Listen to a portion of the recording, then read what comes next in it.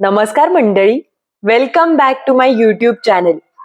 सध्या आपण ऐकतोय जी.ए. कुलकर्णींचा पारवा हा कथासंग्रह. या कथासंग्रहातली आपली आजची कथा आहे जखम. ही कथा सुरू करण्याआधी मला तुम्हाला पुन्हा एकदा सांगायचंय, आपल्या चॅनलवर मेंबर्स ओनली साठी रत्नाकर मतकरींचं गोंधळ हे पुस्तक चालू आहे. हे पुस्तक तुम्हाला ऐकायचं असेल तर तुम्ही नक्कीच चॅनलची मेंबरशिप घेऊ शकता. वळूयात आपल्या आजच्या व्हिडिओकडे. मित्रांनो, काही जखमा अशा असतात ज्या कित्येक वर्षांनंतर कितीही फुंकर घातली तरी सुद्धा भरून निघू शकत नाहीत. आता आजची अशी जखम नेमकी कोणती आहे हे आपल्याला या कथेतून पाहायला मिळेल. कथेच्या शेवटी अगदी सुन्न व्हायला होईल. ऐकूयात जखम.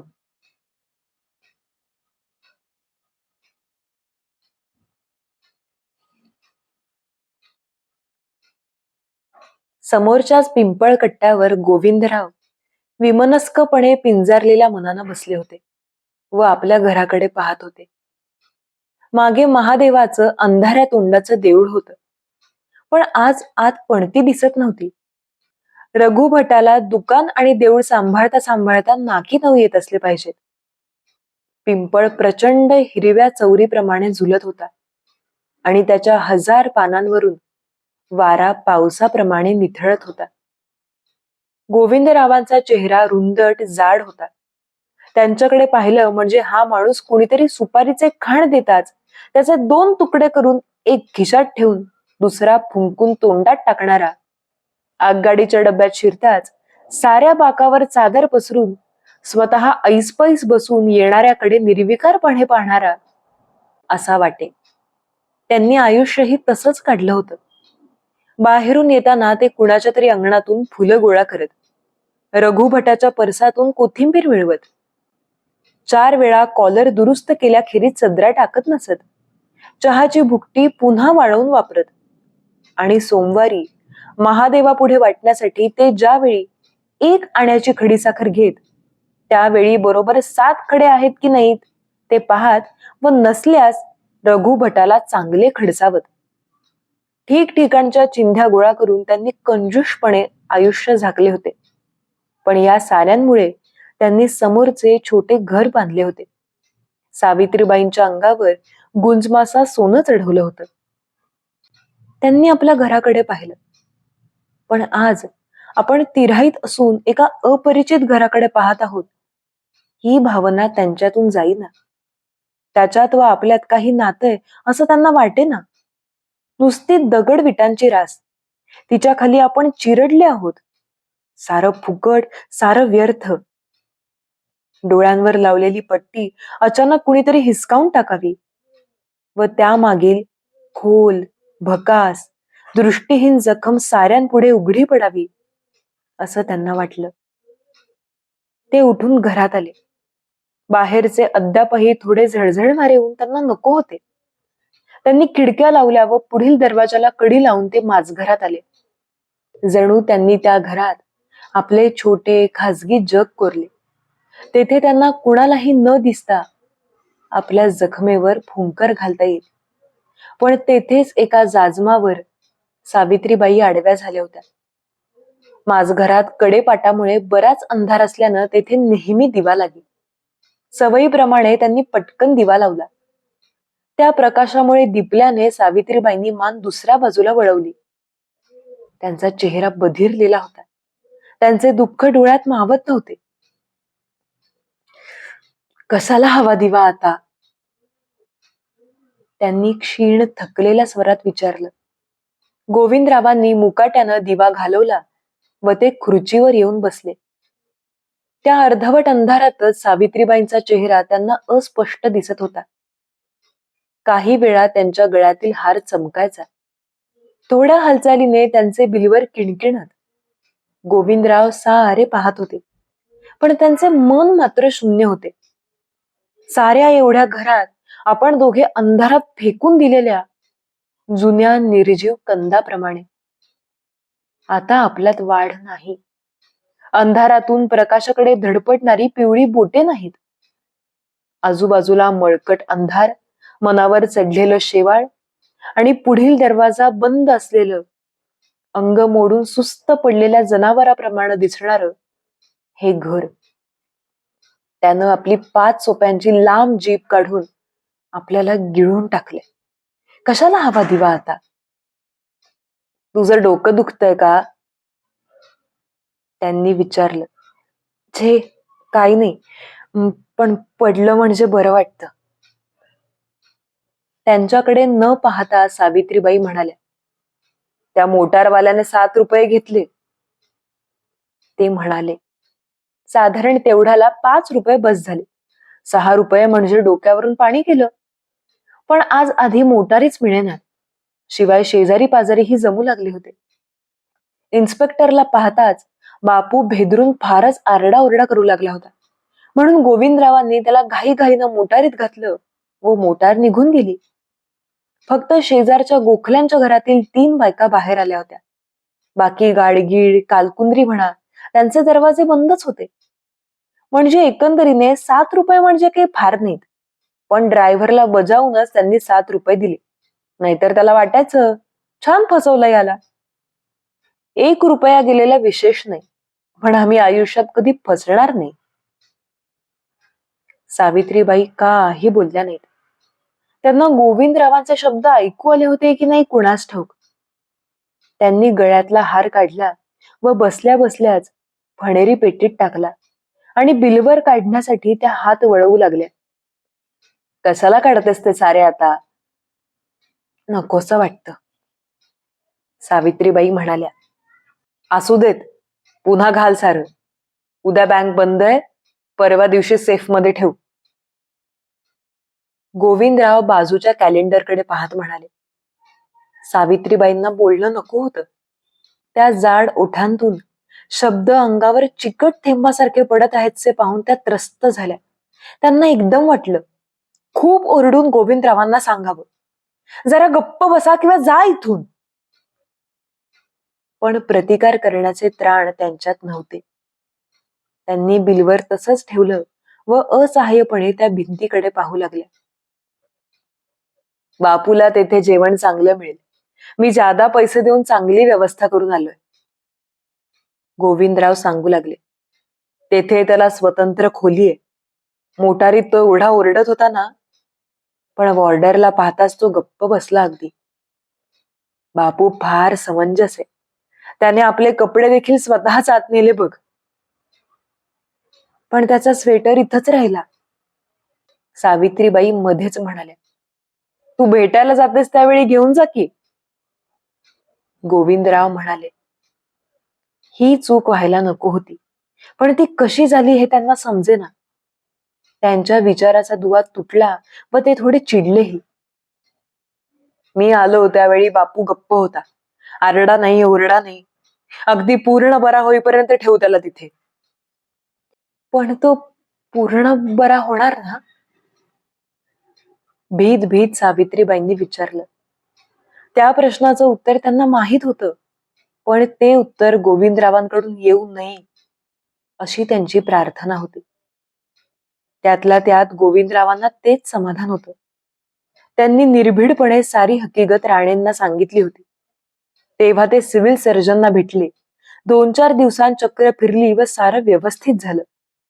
आज सकाळी मोटर आली व भेदरलेल्या बापूला घेऊन उंच लांब भिंतींच्या हॉस्पिटलमध्ये घेऊन गेली.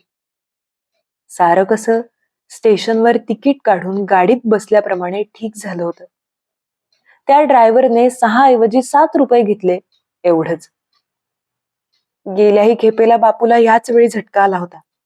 गौरी गणपती अगदी तोंडाला आल्या होत्या. सावित्रीबाई आठवत म्हणाल्या, त्यावेळी आपण महापूजा केली व बापूला बरं वाटलं होतं. आपण आज उद्या रघुभटाला सांगूया का? गोविंदरावांनी मान हलवली. सांग की, येईल आता तो थोड्याच वेळात. गोविंदराव उठले व त्यांनी दिवा लावला. त्यांना तो पातळ अंधार असह्य होऊ लागला. शिवाय डॉक्टरांनी सांगितल्यापैकी सावित्रीबाईंना किती सांगावयाचं हेही त्यांना ठरवायचं होतं. जितके दिवस लागतील तितके दिवस ठेव त्याला. त्याचं ठीक चालेल ते.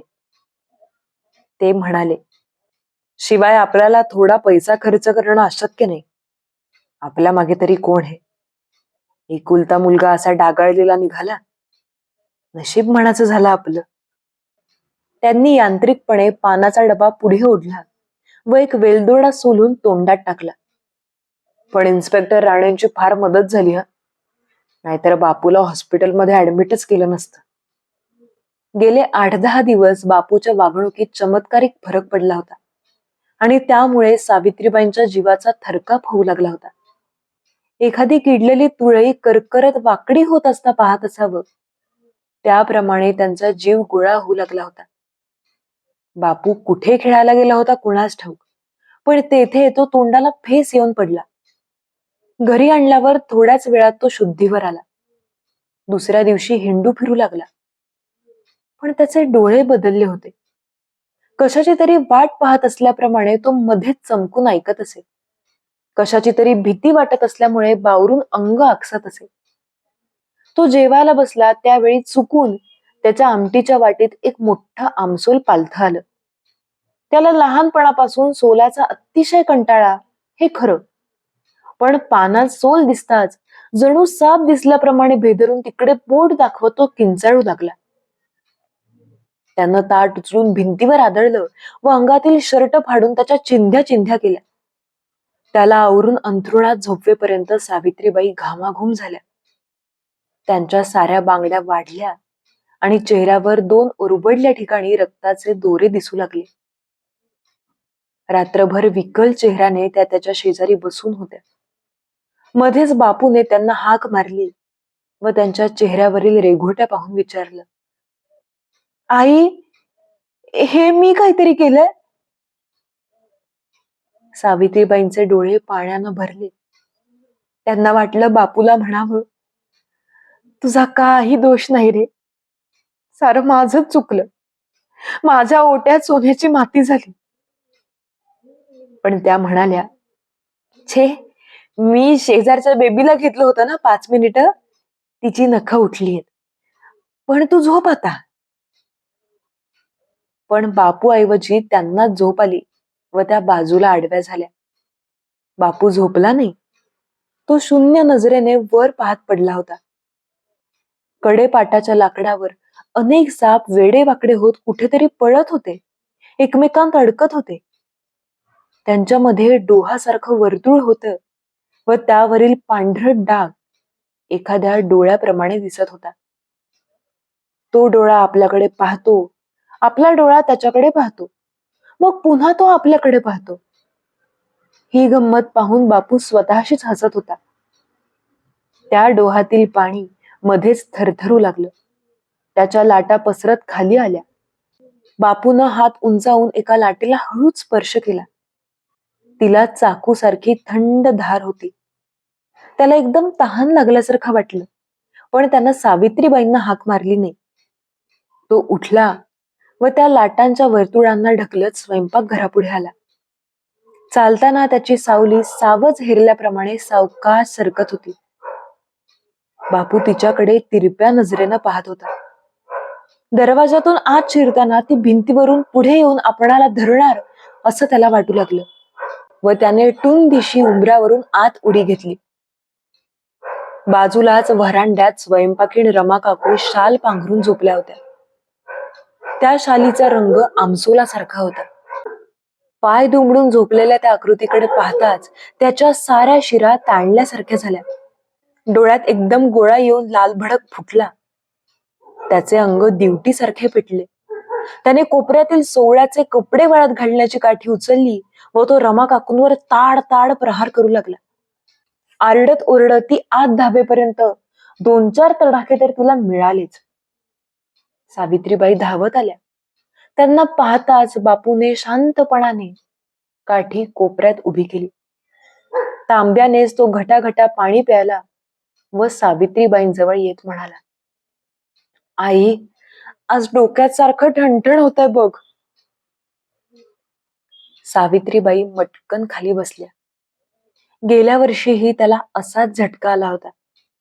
त्याने शाळेत मास्तरांकडे दौत भिरकावली होती आणि त्याला शाळेत काड्याची पेटी कशी मिळाली कुणास ठाऊक. त्याने शेजारच्या बाळकृष्णाची पुस्तके वह्या घेऊन त्यांची शेकोटीच पेटवली. त्यावेळी त्याला 2 महिने हॉस्पिटलमध्ये राहावं लागलं. घरी परत आला त्यावेळी तो बराच वाढला होता, पण अगदी शांत झाला होता. खुर्चीत बसून पुस्तकाचं एकच पान तो तासनतास वाचायचा. पण काही वेळा खाकी पोशाखातील कुणी आलं की घाबरून "साहेब आले, साहेब आले" असं म्हणत तो सावित्रीबाई शेजारी येऊन उभा राहत असे. पण त्यांनी प्रेमळपणे त्याच्या केसांवरून हात फिरवला की त्याच्या मनावरील उफराटी झालेली पिसेही सारखी बसत. अशा वेळी सावित्रीबाई बराच वेळ त्याच्याकडे पाहत राहत. खोल हात घालून ढवळल्याप्रमाणे त्यांचे आयुष्य अस्वस्थ होत असे. मागच्या साऱ्या आयुष्याकडे त्या अपराधी आठवणीने पाहत. बरेच दिवस त्यांनी गोविंदरावांना बापूविषयी सांगितलं नव्हतं. पण जेव्हा रमा काकूने गावगन्ना करून सारी गल्लीत जमवली त्यावेळी इलाज नव्हता. गोविंदरावांना हकीकत समजताच तेलाचा घाणा सुरू झाल्याप्रमाणे त्यांनी हालचाल सुरू केली.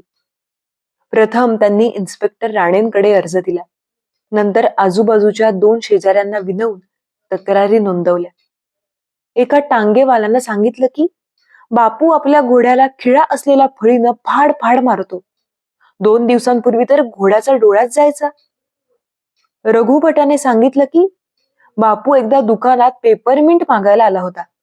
आपण नाही म्हणताच त्यानं 2 बरण्या रस्त्यात आपटून फोडल्या. टांगेवाला काय, रघुभट काय, तक्रार द्यायला कोणीच तयार नव्हतं. खरं म्हणजे बापू शून्य नजरेनं कट्ट्यावर बसलेला असला म्हणजे पहिला सप्ताह करणारा रघुभट मुठभर पेपरमिंटी त्याला आपणहून आणून द्यायचा. पण असल्या तक्रारींखेरीज बापूला हॉस्पिटलमध्ये घेतलं नसतं. त्याचं औषध पाणी झालं नसतं. अखेर आज मोटर आली. खाकी पोशाखातील वॉर्डर खाली उतरला. त्याला पाहताच बापू सावित्रीबाईंना बिलगला व भीतीने ओरडू लागला. पण त्यांनी मन दगडासारखं केलं. डोळे शिंपल्यासारखे कोरडे ठेवले. त्यांनी बापूला स्वच्छ कपडे दिले. त्याचे केस विंचरले. त्याचे इतर कपडे गोविंदरावांनी आधीच मोटारीत ठेवले होते. काही लागले बिगले पाहायला रघुभट आला होता. त्याने हळूच एक पुडी बापूच्या हातात दिली. नाक सुरसुरत तो लहान पोरासारखा डोळे पुसू लागला. "बापू, बरा होऊन लवकर ये." त्याला कुस्करत सावित्रीबाई म्हणाल्या, "तू माझा आहेस. तुझ्याशिवाय घरात दिवा नाही. सांभाळून राहा आणि काय हवं नको कळव हा मोकळेपणानं." बापूनं मान हलवून होय म्हटलं. विलंबामुळे गोविंदराव अस्वस्थ होऊ लागले. डॉक्टरांनी ठरवलेली वेळ टळून गेली होती. त्यांनी बापूला मोटरीत घातलं व मोटर गेली. गोविंदरावांनी सारी व्यवस्था जातीनं पाहिली. बापूला स्वतंत्र खोली होती. कपड्यांकरिता एक छोटं कपाट होतं. खिडकीतून पाहिलं की आंब्याचं हिरवगार झाड दिसे. खिडकीच्याच तोंडाला एक मोठं द्राक्षाळाचं लाल फूल वर आलं होतं. तेथे आता बापूची चांगली व्यवस्था होईल. डॉक्टर डिसोजा फार प्रेमळ आहेत.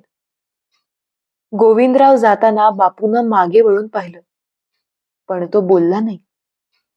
तो साऱ्या गोंधळाचे तुकडे जुळवण्याचा, समजावून घेण्याचा प्रयत्न करीत होता. घरी आल्यावर मनावरचं एक दडपण कमी झाल्यासारखं गोविंदरावांना वाटलं. त्यांना वाटे बापूचं जग निराळं व आपण सावित्रीबाईंचं निराळं. त्याला जे दिसतं ते तसं आपल्याला का दिसणार? आपला काय उपयोग होणार त्याला? पण हॉस्पिटलमध्ये त्याची सारी व्यवस्था होईल. दुर्दैवानं सारंच आवाक्याबाहेर गेलं तर तेथेच तो राहील, वेड्या एकाकी समाधानात. नंतर तो आपणाला ओळखणार सुद्धा नाही. श्रीपादचंही तसंच झालं की शेवटी शेवटी तर तो आपल्याशी बोले ना, आणि अगदी आपल्या लहानपणापासूनचा मित्र बरं का तो. गोविंदराव त्याला भेटायला गेले की तो उगाचच हसत एका हाताची बोटे दुसऱ्या हाताला वेगाने लावत कसला तरी खेळ करत राहायचा आणि वर सुद्धा पाहायचा नाही. बापूलाच कुठून असं झालं कोणास ठाऊक. स्वतःशीच आठवत गोविंदराव म्हणाले, आमच्या घराण्यात तर तसं कधी झालं नाही. नाही म्हणायला आमची आजी मात्र थोडी वेडसर होती. एकदा म्हणे खेड्यात आंबराईत लाकडं गोळा करायला म्हणून गेली आणि कुठून तरी म्हणे तिनं हातात हाडं आणली बुट्टी भरून. सावित्रीबाई गप्प होत्या. त्यांचं लक्ष रेशमी धाग्याप्रमाणे बापू भोवती गुंडाळलं होतं. यावेळी बापूला चहा बरोबर पोहे लागत. खवलेले खोबरे, कडेने पसरलेले बशीभर पोहे. तो खायचा नाही फारसा, पण ते समोर पाहताच तो आनंदानं फुलत असे. रात्री झोपताना त्याला रेडिओ लागे. मग त्यावर कानडी, मराठी कसलेही गाणे असो, ऐकत असतानाच त्याला झोप लागे आणि दररोज न चुकता मग सावित्रीबाईंना त्याच्या अंगावर पांघरुण घालावे लागे. मला तिथंच त्याच्या खोलीत राहायला येणार नाही? त्यांनी मध्येच विचारलं. गोविंदरावांनी चमकून वर पाहिलं. पुन्हा त्यांच्या आठवणींचा धागा तुटला व ते त्यांना आवडलं नाही. पुन्हा त्यांनी विचार केला, पण त्याबद्दल त्यांना फारशी माहिती नव्हती. पण तिला तिथे जाऊन राहावंसं का वाटतंय हे त्यांना समजेना. तेथे डॉक्टर आहेत, वॉर्डर आहेत, त्यापेक्षा तेथे आपण जास्त काय करणार? छे, तुला कसं राहू देतील तिथं? आणि तू वेडी बिडी की काय? बापूला फार तर 3-4 महिने राहावं लागेल. मग त्याला हवा पालटण्यासाठी कुठेतरी घेऊन जाऊ की. हवा बदलण्यानं बराच फायदा होतो. आपल्या श्रीपादला नाही का आपण इथे आणलं? 1 महिनाभरात कसा पूर्वीसारखा हसरा खिळकर झाला तो. पुढे 2-3 महिने तर त्याला काही झालं होतं यावर माझाच विश्वास बसेना. सावित्रीबाई चरकल्या. त्या एकदम उठून बसल्या व त्यांचे बिरवर खळखळले. तोच दारावर कुणीतरी कडी वाजविली. तो आवाज ऐकून त्यांना एकदम फार बरं वाटलं व त्यांनी कपाळावर हात ठेवला. गोविंदराव उठले व त्यांनी दरवाजा उघडला. रघुभट आला होता. तो घरच्या प्रमाणे आत आला व भिंतीला टेकून खालीच बसला. मी म्हणत होतो हिला की बापूला पाहिलं की मला श्रीपादची आठवण होते. गोविंदराव म्हणाले. ती हकीकत त्यांनी सावित्रीबाईंना 10 वेळा सांगितली असेल, पण दरवेळी त्यांचं मन भारल्यासारखं होत असे. आयुष्याचा एक तुकडा उचलला जात असे. बर का भटजी, अगदी 7-8 वर्षांचा असल्यापासून तो आमचा मित्र. लहानपणापासूनच तो फार हुशार, हसऱ्या चेहऱ्याचा. लोक प्रेमानं त्याच्या भोवती जमायचे. चित्र देखील छान काढायचा. हा, त्यानं आमच्या वडिलांचं एक चित्र काढलंय, ते दाखवेन कधीतरी तुम्हाला. आणि त्याला अटॅक आला तोही असाच अचानक. त्याला चांगली नोकरी लागल्यानंतर आम्ही त्याला जेवायला बोलावलं होतं. हिच्या रेशमी साडीवर तो बेहद्द खुश होता. वहिनी, सिलेक्शन माझं बरं का, असं म्हणत तो मला सारखा हिणवत होता. खरं होतं ते म्हणा. त्याला खरोखरच रंग वगैरे समजत बुवा. सावित्रीबाई ऐकत होत्या. प्रकाश नळीत हळूहळू प्रकाश भरत जावा, त्याप्रमाणे त्यांच्यात उष्ण सुख पसरले आणि त्यांचे दुःख थोडे कमी झाले. आणि हसले की त्यांच्या डोळ्यांच्या कोपऱ्याजवळ छान सुरकुत्या पडायच्या. त्यांच्या तोंडाशी शब्द आले, पण ते त्यांनी तसेच दडपले व त्या काही बोलल्या नाहीत. जेवतानाच बघा भटजी, तो वेड्यासारखा ओरडू लागला. नंतर हॉस्पिटलमधून 2च महिन्यात बाहेर पडला. नंतर मी त्याला इथंच 4-6 महिने घरीच ठेवून घेतलं. जाताना पुन्हा पूर्वीसारखा हसरा चेहरा होता. त्यानं अंगही बरेच धरलं होतं. आणि काय, वर्षात पुन्हा झटका आला आणि तो मला नंतर शुद्धीवर दिसलाच नाही. गोविंदराव मध्येच थांबले व रघुभटाकडे पाहू लागले. त्याला काय म्हणावं हे समजेना, त्यामुळे त्याने अस्वस्थपणे बसल्या जागीच थोडी हालचाल केली. श्रीपादचं आयुष्य जुन्या कपड्याप्रमाणे विरत गेलं. शेवटच्या खेपेला गोविंदराव भेटायला गेले त्यावेळी तो खोलीच्या अगदी एका कोपऱ्यात बसला होता. अंगात मळकट कपडे होते. गुडघ्यावर हात ठेवून काचेच्या डोळ्यांनी तो सरळ समोर पाहत होता. गोविंदराव कोण काय याचा त्याला पत्ता नव्हता. त्याची कला, हसरेपणा, बुद्धिमत्ता सारे काही त्याच्यातून स्वच्छ पिळून टाकले होते. आणि भटजी मी गेलो ना शेवटी, गोविंदराव सांगू लागले. त्याच वेळी मला वाटलं श्रीपाद मेला. खरा मेला तो 3-4 वर्षांनी, पण अजून सारा आठवतोय. माझा एकुलता मित्र तो आणि लाख माणूस हो. बापूचा झटका आठवला की मला त्याची आठवण होते. नशीब म्हणायचं झालं आपलं. रघु भट म्हणाला. कुणाचं तरी पाप कुणाला तरी भोवतय झालंय. माझ्या काकाचं तसंच झालं की. पण पुढे त्याला काय बोलावं हे कळेना आणि आपला विषय काढण्याची संधी त्याला मिळेना. सावित्रीबाई एकदम मोठ्यानं हुंदके देऊ लागल्या. त्या उठल्या व तसाच ओला चेहरा घेऊन त्या माडीवर गेल्या आणि त्यांनी धाड दिशी दरवाजा लावला. मी त्या महापूजेसाठी आलो होतो. रघु भट उभा राहत म्हणाला. पण त्यांना आज फार मनस्ताप झालेला दिसतोय.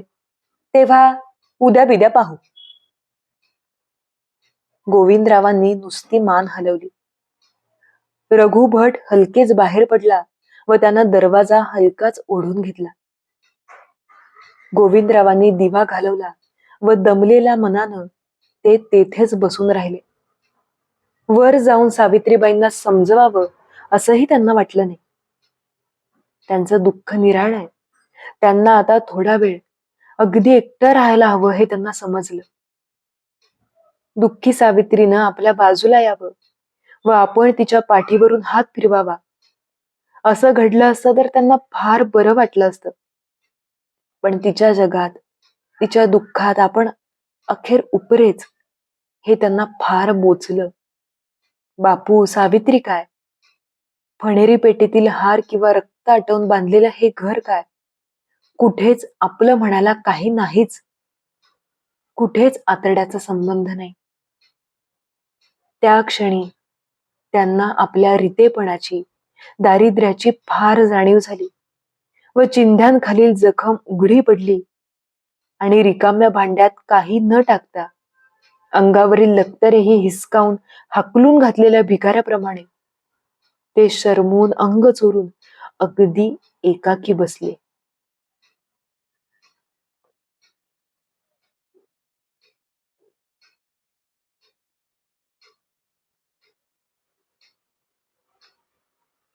ही होती आपली आजची कथा जखम.